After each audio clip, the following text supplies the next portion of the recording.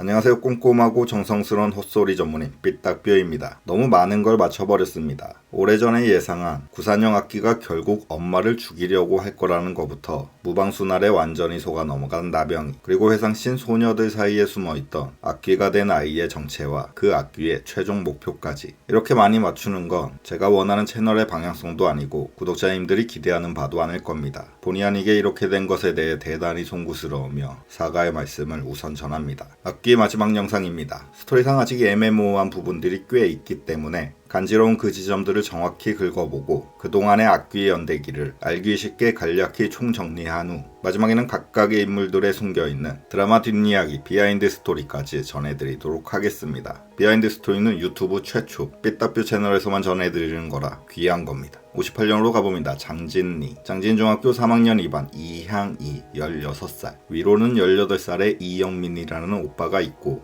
밑으로는 이목단이라는 8살의 동생이 있습니다. 즉 오빠와는 2살 차이, 동생과는 8살 차이. 부모님께서 뒤늦게 많이 사랑하셨네요. 향이는 책임감, 자존심, 경쟁심이 모두 강한데 드라마상 그 부분은 많이 강조되지 않았지만 젊고 잘생긴 미술교사 신승주를 많이 좋아했던 것으로 보입니다. 생활기록부에 이렇게 적혀 있습니다. 1학년 때 특기는 달리기, 장래희망은 선장. 2학년 때는 특기 노래, 희망은 비행사. 그런데 3학년 때는 특기 적성과 장래 희망까지 전부 다 미술로 완전히 몰빵 통일되어 있습니다. 잘생긴 미술교사의 영향으로 3학년 때부터 미술에 더더욱 몰입했다는 걸 알 수 있습니다. 그런 선생님한테 잘 보이고 싶은데 돈 많은 집 딸인 여수련만 인정받고 칭찬받고 자기는 가난하고 동생이나 돌봐야 하는 신세. 그렇게 회의감이 이어지던 어느 날 마을에서 제1회 태자기 선발대회가 열립니다. 아니 정확히는 악기 선발이 이어집니다. 같은 거 아니냐? 태자기와 악기는 엄연히 다른 개념입니다. 퇴자기는 둘째여야 하지만 그냥 악기는 어린 여자 누구든 상관없습니다. 이 핵심을 꼭 알고 전체를 봐야 모든 게 맞아떨어집니다. 무당이 셋째 둘째 구분 없이 다 죽인 것도 굳이 태자기가 아닌 그냥 악기만 만들면 됐기 때문이죠. 문제의 그날 나무 앞에 모인 소녀들,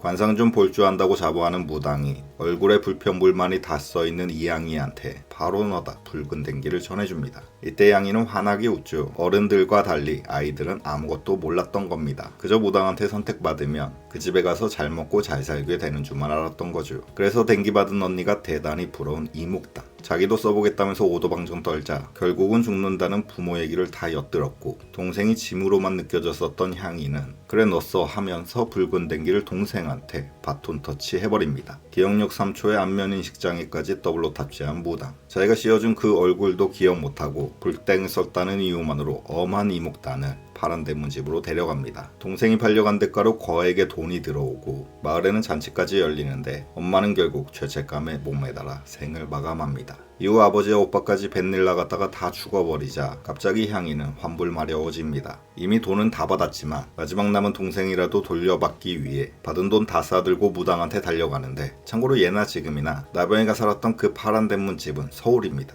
집 주소가 적힌 봉투를 본 적이 있는데 똑똑히 서울 주소로 적혀 있었죠. 향이는 환불 안 해주면 무당을 패죽일 기세로 장진리에서 서울까지 대략 14박 15일을 뛰어서 갔다는 설정입니다. 보통 사람이었으면 악기가 되기도 전에 길바닥에서 죽었습니다. 그렇게 찾아온 언니까지 유인해서 동생 목단 죽이고 언니 향이까지 죽이는 무당. 무당이 언니를 죽이기 직전에 말한 게 핵심입니다. 화가 나고 무섭지 그렇게 못된 귀신이 되는 거란다. 누가 죽든 그냥 무조건 악한 악귀만 되면 되는 겁니다. 사람 잘못 데려왔던 최만월 무당. 뇌조직에 풀무원 생생 우동사리만 들어있는지 중요한 사람 얼굴도 기억 못해서 엄한 이목단을 데려왔는데 의외로 악하지 않고 순수한 영혼. 나병이 의뢰인에게 패가 되면 안 되니 차라리 언니 향이를 진짜 악해진 순간에 죽여서 오리지널 정품 악기로 만들게 된 것입니다. 이목단은 마을 이장이 덕다리 나무에 매달아서 그 혼이 그냥 거기에 머물 뿐이고 언니만 제물이 돼서 악기로 만들어졌으니 악기는 처음부터 끝까지 한 명이었던 겁니다. 머리푼 악기가 된 이유까지 다 밝혀졌죠. 향이는 내내 머리를 묶고 다니다가 가족들이 다 죽은 이후 바닷가에서 처음 머리를 풀어 헤쳤습니다. 그 상태 그대로 죽임까지 당했죠. 만약 바닷가에 다른 머리하고 갔으면 볼륨 매직 레이어드 펌한 악기를 볼 수도 있었습니다. 58년개 띠악기가 그렇게 생겨난 후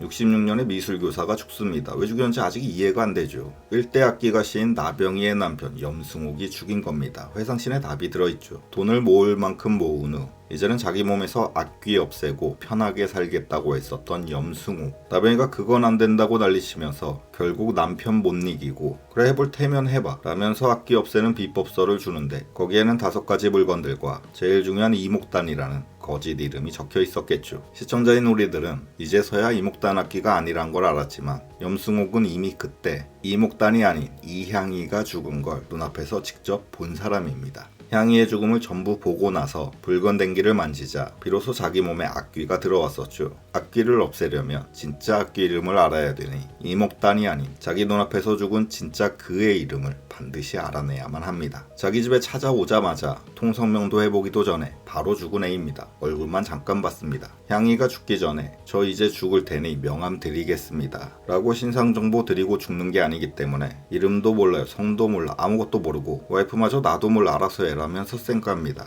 그래서 염승옥은 그 아이가 누군지 추적해서 급기야 미술의 이해를 쓴 그 학교 미술교사 향이라는 그 시기 그 당시에 없어진 애 이름을 정확히 알고 있는 신승주에게까지 거의 접근하려는 찰나 악귀 그림자가 미리 선빵쳐서 그 신승주 교사를 죽여버린 겁니다. 신승주 죽이고 악귀 거부한 염승옥도 죽이고 한동안 무사히 염씨 집안의 대물림 되다가 염해상 직전에 대가 끊겼습니다. 염해상의 엄마가 악귀를 막았기 때문이죠. 그렇게 갈 곳 없어진 악귀가 구광모한테 씌이게 된 결정적인 계기가 궁금하신 분들이 많은 것 같습니다. 오은영 박사님이 악귀의 행동인지적 발달 특성에 대해 저 녀석 도대체 왜 저러는 건지 말씀해 주시면 좋지만 이런 걸 하실 분이 아닙니다. 제가 하겠습니다. 구광모는 단지 4개의 물건을 다 만졌기 때문에 악귀에 씌인 겁니다. 현재 구산형의 상태를 보면 알 수 있죠. 5개를 다 만지면 비로소 완전체 악귀가 되고 만약 본체가 4개만 만져도 악귀는 80% 그러니까 상당 부분이 흡수돼서 대부분의 활동을 충분히 다 할 수 있습니다. 씌었지만 완전히 다 씌이지는 않은 상태. 그게 구광모였던 것이고 현재의 구산형과도 같습니다. 고기로 치면 절반보다는 더 익힌 미디움 레어 악기인 거죠. 어떻게 씌워드릴까요? 미디움 레어로 해주세요. 구광모는 시력을 되찾고 싶은 욕심에 나병이한테 찾아가서 악기를 만나게 해주세요 간곡히 부탁했지만 집 한 채 해줄 테니 썩 꺼져 라는 말을 듣고 낙심해 있는 찰나 김치원이 갑자기 찾아와서 빼돌린 악기 비법서를 전해줍니다. 그럼 받은 집은 반납을 해야죠. 결과적으로 집과 악기 비법서까지 공짜로 다 챙긴 겁니다. 비법서를 토대로 전국을 돌며 염해상의 엄마가 땅에 묻어둔 4가지 물건들을 찾아냅니다. 그리고 그것들을 손으로 만지자 악귀가 붙게 됩니다. 악귀는 접촉을 통해서만 옮겨집니다. 전설의 명대사 받았네. 3글자가 중요한 이유죠. 처음에 구광모는 자기가 5개 물건들을 다 찾았다고 착각했을 겁니다. 그래서 완전히 다 구워진 웰던 악기가 붙은 걸로 착각했겠죠. 그 악기로 한동안 자기 욕심을 채워나갔을 텐데 사실 마지막 한 개는 못 찾았던 겁니다. 부러진 옥비녀 대가리가 나병이 집 창고에 숨겨져 있으니 구광모는 엄밀히 따지면 4개 반의 물건만 만진 거죠. 따라서 이미 80% 이상 악귀에 씌어진 후이지만 완벽한 5개의 물건이 없으니 악귀를 없앨 방법은 애초에 없었던 겁니다. 죽은 애 이름도 모르고 알아낸다고 한들 옥비녀 반쪽이 없으면 소용이 없죠. 어쨌든 염승옥이 그랬던 것처럼 뒤늦게 마음 고쳐먹고 자기한테 씌인 악귀를 없애려고 하자 악귀는 본체였던 구광모를 죽이고 그 장례식에 구산형을 오게 한 후 붉은 댕기를 무조건 만지게 해서 결국 새로운 본체인 구산형한테 옮겨갑니다. 악귀에게는 리셋, 일종의 새 악기 시작.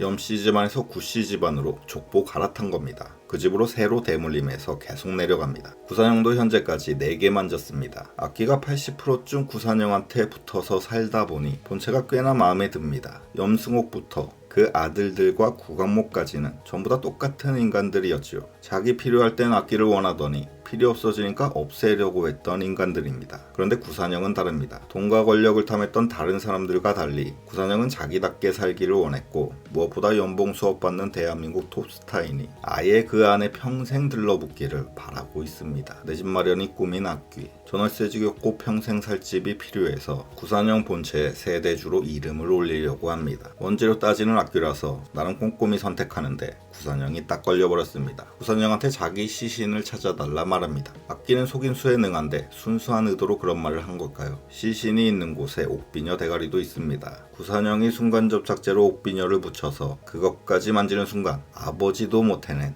비로소 5개의 물건을 다 만져서 완벽히 100% 악기에 씌이게 되는 무시무시한 결과를 낳게 될 예정입니다. 그래서 지난 영상에서 언급한 대로 우리는 마지막 해에 완전 제대로 절정에 이른, 어쩌면 10분 20분 내내 소름 끼칠 수도 있는 김태리 배우의 섬뜩한 완전체 악기 연기를 결국 보게 될 것입니다. 그렇게 악기에 씌인 구산형이 저한테 와줘서 감사해요. 공무원 연금보다 악기 연금이 왔다다. 우리 평생 잘해봐요. 이럴 리는 없습니다. 자기 안에 완전히 자리 깔고 앉은 악기를 무슨 수를 써서든 내보내려고 할 겁니다. 방 빼고 없애려고 할 겁니다. 자기 몸 안의 악기를 없애려고 했던 자들의 최후는 모두 똑같았습니다. 악기한테 죽임을 당했죠. 본체가 죽으면 악기도 죽으니 구산형은 죽이지 못할 거라 생각할 수도 있지만 그렇지 않습니다. 지금까지 그래왔듯 구산형이 죽어도 본체만 갈아타면 됩니다. 조금 덜 만족스럽겠지만 탐욕에 눈먼 인간들은 어디에든 많습니다. 따라서 협조적이지 않은 구산형을 악기가 결국 죽이려고 하는 마지막 스토리가 나올 겁니다. 시청자들 눈을 뗄 수 없는 마지막 그림. 악기에 의해서 구산형이 자기 스스로 목을 매달려고 하는 그런 긴장감 넘치는 결말이 기다리고 있을 것 같네요. 하지만 주인공답게 죽지는 않을 겁니다. 자기 손을 컨트롤하는 악기와 힘들게 사투를 벌이고 있는 사이 결정적인 순간 염해상과 이용세가 뛰어와서 구산형을 구하게 되겠죠. 악기의 모든 사연을 다 알고 있는 염해상이 악기를 달래주고 한을 풀어주면 됩니다. 악기야 이러지마, 어른 말 들어. 아저씨가 너 다 이해해. 그럼 악기가 이러겠죠.